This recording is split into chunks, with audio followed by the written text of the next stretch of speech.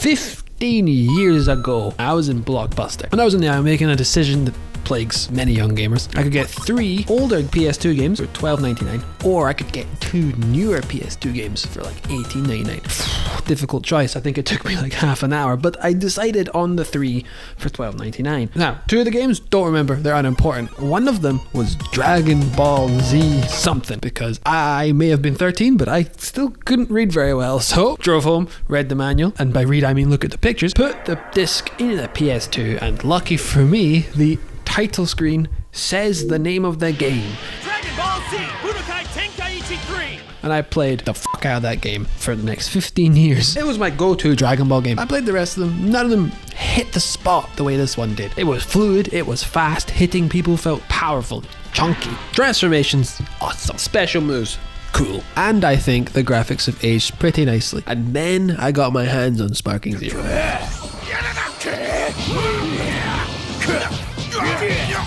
And I'm like, yo, this game defos came out 17 years ago. Look at this crispy stuff. Everything in this game is almost a complete upgrade over the last one, because I think I hate the story mode. But I'll talk about that later. First, I want to talk about the phenomenal.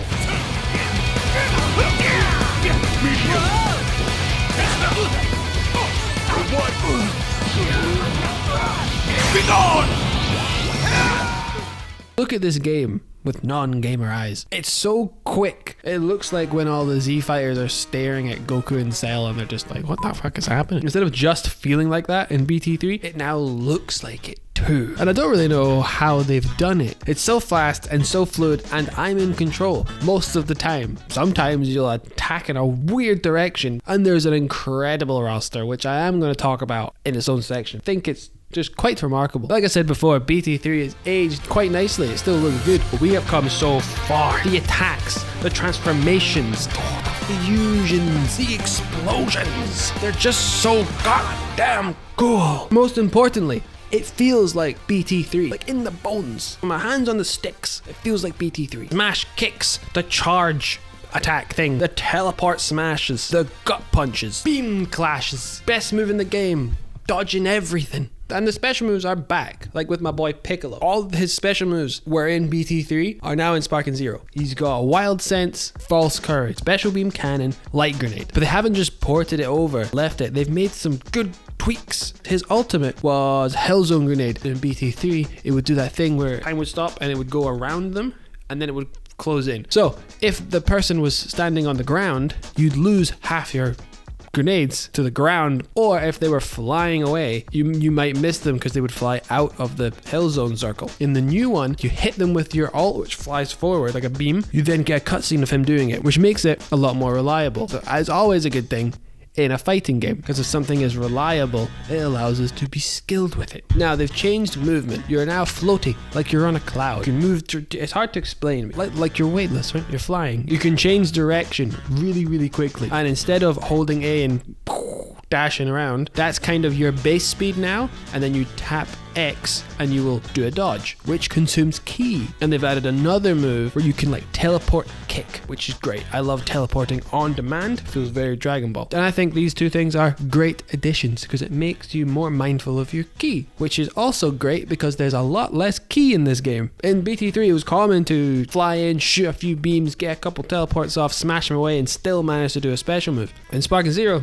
that's not really possible. If you dodge your way in, you throw some ki, you do attacks, you teleport kick, you've not got enough ki left to shoot. And I frankly love this change. It gives a bit more tactical focus to the ki management. You need to fit in a lot more frequent ki charges. I like it more, especially because it looks so cool to charge. I miss the classic hunched over, but this is cool. Now I did say it's an almost perfect upgrade. I think smacking people felt better in BT3. Not the smash kicks or the gut punches, just the classic square.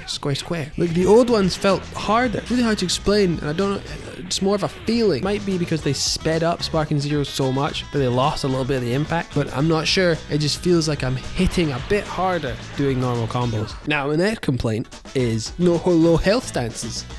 What's this about? I need my Vegeta low battery mode. Like, where's it gone? It was actually, one, it was cool, but two, it was really useful. Because the gameplay is so fast and frantic. I often just watch the fights and stop looking at my health, and I just look at my ki and my character. So when my boy hit his 10% remaining pose, I was like, right, shit, I'm nearly dead. It wasn't just cool, it was a great visual tool. It helped us play the game. Right, now my biggest complaint, my actual biggest complaint, pulls this game down quite a lot for me. Where's the costume from I'm My Father's Son movie? Huh? Where is this? Why has Gohan not got this costume? One of my favorite costumes. Teen Gohan, one of my favorite characters. I'm sure they'll add it at some point, but I'm not happy. I'm not happy chappy. And speaking of updates, they've got some glitches they need to fix. When you transform, sometimes you'll just stay still for like 3 seconds. The game this fast, 3 seconds is a really long time. Next, if you play online with the classic controls, sometimes the game will glitch and you'll have like the modern controls will display, but the classic controls will be what you use. But then the glitch is it will cut off one of my attacks. So I'm hamstrung. I've only got one of my super moves. It also stops you from being able to switch your people out, which in a big old, DP battle is kind of important. And then there's this glitch. And I don't even know what's happening. I mean, happens sometimes and it's annoying. And I know a lot of this stuff can be fixed. The problem is it's not fixed right now. It was annoying me. I'm going to continue this vibe of critiquing this game for a bit into the story mode because I think it could have been a lot better. On one hand, I think it's quite lazy, but on the other hand, I really enjoyed it. But I think that's only because I really like Dragon Ball Z. And it's mostly down to the presentation of this thing, man. It's just the quality of the animation itself drops. The models, it's almost like they're different models or something as opposed to in-game. Also, it's just these cards and it's just kind of like this happened and that's it. But also it's episode based, or sorry, character based. So you have Vegeta, you pick Vegeta, you play his fights, you pick Piccolo, you play his fights. That makes it super disjointed because you play as Vegeta on Namek. Vegeta dies and then Goku defeats Frieza and then now we're androids and it's like, bro, this is kind of lame. But the real problem is the presentation. Like, look at Piccolo's death scene from Sparking Zero.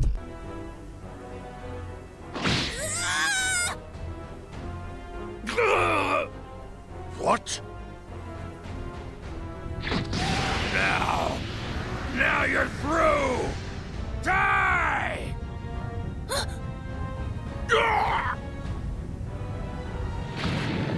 Why'd you do that? Now look at Piccolo's death scene from Kakarot. All right. Playtime's over, Pipsqueak! You're dead!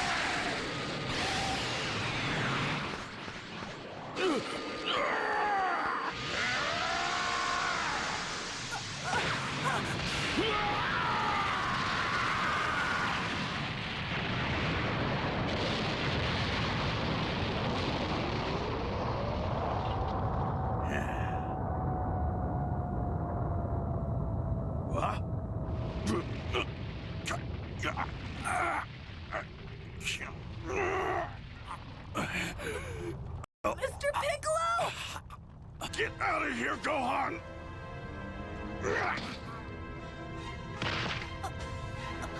Like, me, that's good. That honestly, that's almost as good as the anime. Like the desperation in Piccolo's run. Clearly a lot of effort went into every single frame of this recreation of the moment. So it's more enjoyable for me to watch, even though I've watched it, which is my problem with Sparking Zero. I've played Dragon Ball Z so many times, so many games, and I've watched the show that when it's presented this badly, I'm just skipping them. Like, there's no point. I'm wasting my time watching. My first go through, I just skipped all of them. So I'm like, you might as well have put a fucking Battle 100 or some other arcade mode or something, which they haven't done, by the way. There's no Battle 100 or arcade mode or survival or anything. There's a bootleg survival, which is playing tournament, picking team battle, pick no swap, and pick don't refresh health, and then you basically get survival mode. But come on, it can't be that difficult. But it does have the what ifs, and they range from lame to pretty cool. There's a what if, the Saiyan saga bit, where if you beat Nappa really fast, Vegeta kills Nappa because Piccolo beats him, not Goku. So Piccolo doesn't die, which means he is alive to fight Vegeta at the end. This could obviously change everything because they go to Namek because Piccolo dies and the Dragon Balls disappear. So you're like, right, this is pretty cool. This could change a lot of stuff. They're just like, nah, Piccolo died. And they give you like a little card. They're like, Vegeta killed him. Now we're on Namek. And you're like, oh my god, what was the fucking point in that? What was the point? I don't get the impression that it's completely shit. Like, some of the what ifs are cool. There's two I like. Piccolo's mentor arc. Piccolo's mentor arc. When Goku is fighting the automaton of fun, he starts to have his heart attack. Piccolo can jump in and help Goku, and he defeats the android. Goku goes home to rest, and then everything plays out roughly the same with the androids breaking Vegeta's arm. Blah blah blah blah. So Goku is like, yo, take Gohan into the hypertonic lion tamer, train him instead of me. And I'm like, I like this change a lot. Piccolo goes in, trains Gohan to become Super Saiyan. Piccolo also gets stronger, but you get an option to train Gohan's mind or his body. I'd pick mind, because it would make sense, because every depiction of Piccolo is him meditating. So remember that. So then the Cell games begin. Piccolo's like, yo, I got stronger. Let me take on Cell. He obviously loses, but him losing and nearly dying is what causes Gohan to snap and become Super Saiyan 2, which I think is very cool. You know, he beats Cell, and then he does the red flag thing of, I'm not done picking the wings of this butterfly. Piccolo's like, oh, you wee man, stop that. And then this moment is really, really cool, but it's presented, the dialogue's so fucking bad. I'm calm, Mr. Piccolo. For a moment there, I was completely blinded with rage. But when I thought about my training with you, I came back to my senses. I just played it. I picked the option to train his mind. I remember. Just have Gohan look at Piccolo and have Piccolo just be like, yo, and then have Gohan calm down, then tell Cell to just fucking surrender, which would have been a lot better instead of a stupid dialogue. And it's not like they're incapable of writing good dialogue. There's a great dialogue here where Piccolo's like, I'll hold him off for a minute, because remember, he gets hurt trying to protect Vegeta. And Cell says this line, Buying some time, are you? How much? Maybe a few measly seconds? very good. It's very evil, very Cell-like. So they are capable of it.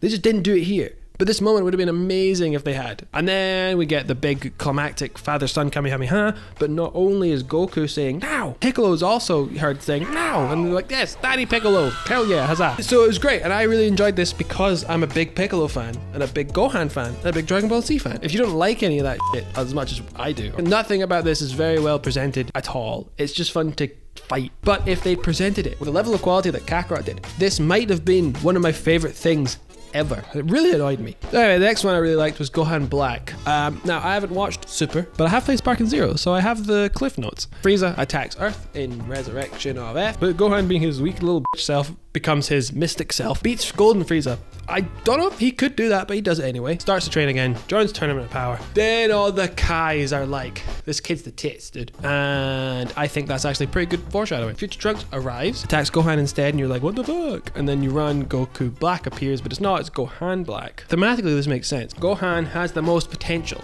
of like any character ever. So it makes sense that the Kai would steal his body because the potential is super high, as opposed to Goku is super through just sheer effort. So a god would be like, give me that one. That makes sense to me. Second, I think the potential for storytelling with Trunks is much greater with this. Like fighting Goku is just like, this isn't good. But fighting Gohan's like, fuck me, man. That's his like mentor that he like that died. There's lots of growth you could do here. They do none of it, but they could have. So they get points for the idea. So anyway, that's my 2 cents. Like I was on the edge of my seat watching this and playing it. But like if you didn't like any of this shit, it's not great. The actual gameplay of the story modes, I really enjoyed. They remind me of a completely different time where the AI just like cheat.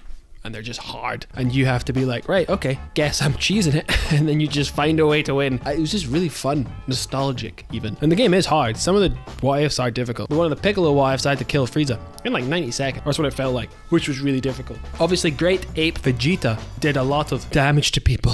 He became a meme. I didn't find him that hard, to be honest. When the game gets hard, you cheese. It's the way of things. So I just spirit bomb. Same with the Frieza one I just talked about.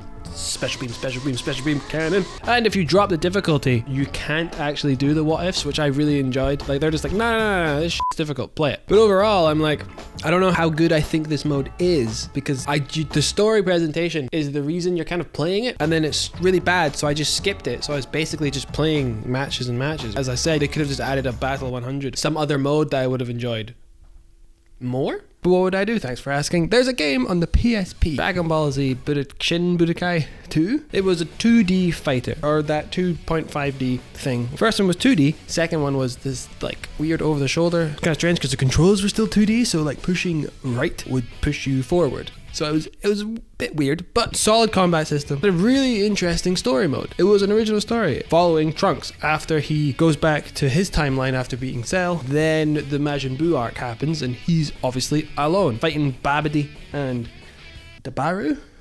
demon guy. He's struggling because obviously he's on his own. So he has to go back in time, get the boys, jump forward in time, and then they all fight. Bibbidi bobbidi. So the game plays out in missions, but the missions are these hub world where the baddies are attacking cities and you have to fly around defending the city. Beginning in the tutorial section, it's just Trunks and you gotta fight like 3 people, which is like, okay. But once you bring in the boys, it turns into 3 of you on a team fighting a bunch of bad guys like Cell and Frieza. Then why are they here? I think the other people use time travel. I don't know. The story is just so we can have this. Feels kind of like Bannerlord or those kind of games. So when you hover over a city, it repairs. When the baddies hover over a city, they attack it. So you fly around, getting into fights, saving cities, and then you have 2 NPC friends that are also flying around. They're getting into fights, they're trying to save cities. Your job is obviously to beat the boss, which can be either Piccolo being turned evil, or Imagine Vegeta, who's been turned evil, or Demon Man. But you're on the field and you're looking around, you're like, right, so Gohan's fighting 18 over there, and Vegeta's taking the demon guy over there, and I think Frieza's fighting that city, but how much damage is that city being done? What do I need to heal? Where do I need to go? How much health do I have? Because you don't heal after fights. So if there's 2 people attacking a city, I need to go fight 2 of them back to back, and I don't have a lot of health. But if you die, you do use a sensu bean. So that's pretty cool, but the sensu bean only heals you to half health, which is inaccurate and annoys me. But you'll have like 3. So they're basically your lives. You can also give them to your NPC friends, because if they die, they leave the field. And it's just very cool. And one very interesting part, in the beginning of the game, you're doing the tutorial, playing as Trunks, you gotta go stop Demon Man from attacking a city. And King Kai's like, yo, don't fight him when he's over a city, because you'll be distracted because there's civilians everywhere. And me, skipping cutscene, goes and fights Deborah over the city.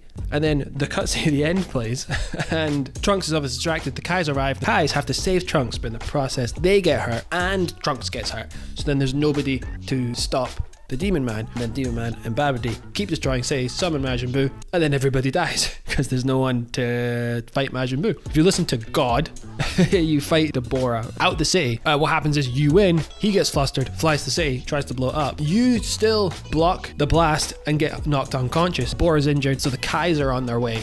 And then Babidi and Deborah leave, which means Deborah's injured. Deborah and that can't go around gathering energy to summon Majin Buu and branching paths and stuff. But point of this whole thing is I had to pay attention to the cutscenes. I had to read them. I couldn't skip them. Yeah, hear that, Sparking Zero. I think that's what they should have done for Sparking Zero. Get rid of this whole episode shit and give me an updated version of this ugly stuff. A nice overworld map with some nice feeling flying. Give me some dumb reason that all the bad guys are here trying to blow up cities, so you can use this massive roster. Better yet, make this shit co-op so me and the boys can defend the world together. Or make it versus. One team tries to blow up the city, one team tries to stop them. Come on, that's not the best idea ever. Anyway, let's talk about the characters. 180 characters. As you can see, there's a ton of Gokus and a ton of Vegetas, which begs the question of, do they all play the same? And the answer may surprise you.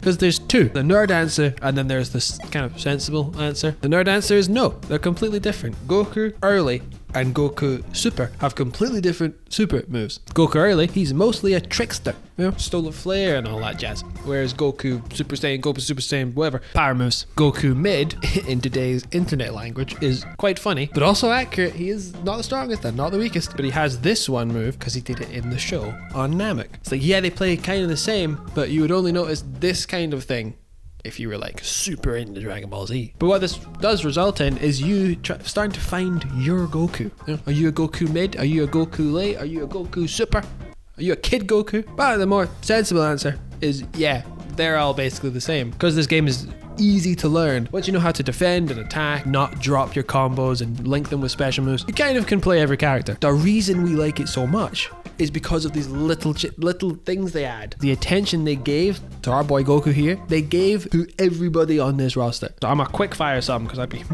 would here all day if I didn't. Characters who can't fly. Old one from BT3, but it's still good. Kid Goku can't fly. Oh, well, how does he do his dash? Well, he pulls out the Nimbus. It's like, fuck yeah, dude, that's cool. And when you lose the enemy and you can't find them, it's easier if your character's a scouter on. Also, if your character gets battle damage and loses the scouter, you can't find them as easily anymore. Solar Flare blinds people, except Master Roshi, because he's wearing sunglasses. But again, if he gets damaged and loses the sunglasses, Solar Flare works on it. Grab attacks, if used against irrelevant characters, become references to movies. That's cool too. And this is why we're playing the game so much, because it doesn't matter that all the characters are exactly the same. We spend so long looking at these tiny details and going, oh. This is why the internet completely lost its shit over this. Because if you treat the property with respect, make something amazing by people who clearly love the franchise, you end up with lots of sales and breaking the internet. You hear that, you fucks? Because that's exactly what they did here. This is a 3D anime fighter. The whole point of that is to make me feel like I'm playing the anime. They've knocked it out of the park. With all these characters that all play and feel like they did in the anime that I watched. It starts to feel like I'm playing with toys as a kid than actually playing a video game. Sometimes I'd rather jump into Spark and Zero and watch Goku and Vegeta throw down instead of watching the anime, because it just looks so good and I want to play it. So yeah, it's absolutely incredible and I'm so happy that it's actually good. But to finish the story, purchasing of Dragon Ball Z Budokai Tenkaichi 3, this is actually the box of the game I got. Now, I might not have been able to read, but I knew that was 2 words and a number. That was 1 word and a number. Went back to Blockbuster, found this game. Oh my god. I got the newer game for like $3.99, and for some reason I felt like a criminal, but I also felt like the luckiest man alive. He put this disc in this box and gave it to me, and that's how I almost didn't get my favorite game of all time. Thank you for listening to me talk about this game that I love so much. It means quite a lot to a lot of us.